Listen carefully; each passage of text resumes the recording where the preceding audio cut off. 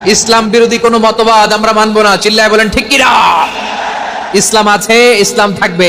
যারা ইসলামকে মাটির নিচে গেড়ে ফেলতে চায় ওরা জানে না ইসলামের ধর্ম কি। ইসলাম চারা বীজের মতো, ইসলামকে জমিনের ভিতরে গেড়ে দিতে চাইলে এটা শাখা প্রশাখা নিয়ে আসমানের দিকে উপরের দিকে উঠে যায়। চিল্লায় বলেন ঠিক কিনা? এজন্য আল্লাহর হাবিব বলেন ৬টি মৌলিক কর্মসূচির সারমর্ম হলো ইসলাম। আওয়াজ করে বলেন তো কয়টি? হাদিসে জিবরিলে সাইয়েদনা জিবরিল আলাইহিস সালাম বিশ্বনবীকে বললেন, ও নবী আপনি বলেন তো ইসলাম কি? ইয়া মুহাম্মদ আখবিরনি আনিল ইসলাম, ইসলাম কারে বলে আপনি বলেন।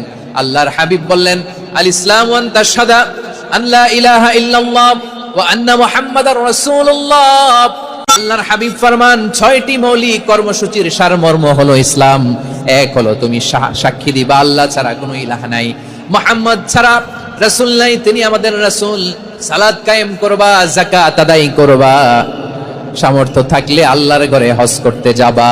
এই ৬টা কর্মসূচির সারমর্মের নাম হলো ইসলাম। ময়মনসিংহবাসী আওয়াজ করে বলেন, এই ৬টা কর্মসূচির সারমর্মের নাম কি? তাহলে ইসলাম কারে বলে বুঝতে পারছেন? এই যে এখানে কত সুশৃঙ্খল, আমার দিকে তাকায় আছে চাতক পাখির মতো, কি সুশৃঙ্খল। আর এই যে ধাক্কা ধাক্কি করতে করতে, ভাইরা বসে যান, বসে যান, বসে যান, কষ্ট হইলেও বসে যান।